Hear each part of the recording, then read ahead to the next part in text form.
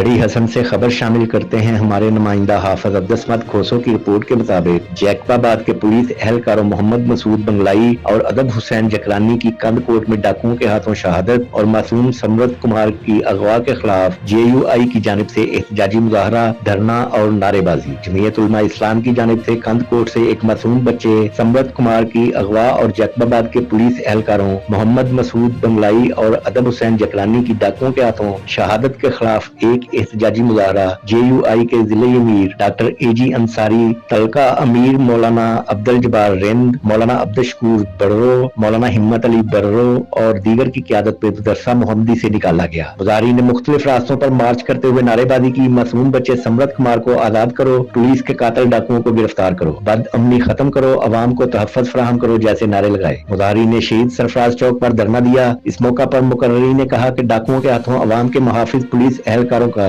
بے گناہ قتل افسوسناک ہے۔ کند کوٹ سے معصوم 4 سالہ سمرت کمار کی ڈاکوؤں کے ہاتھوں اغوا دل دہلانے والا واقعہ ہے۔ انہوں نے مطالبہ کیا کہ پولیس اہلکاروں کے قاتل اور معصوم سمرت کمار کو بازیاب کروا کر ڈاکوؤں کو گرفتار کر کے قانون کے حوالے کیا جائے۔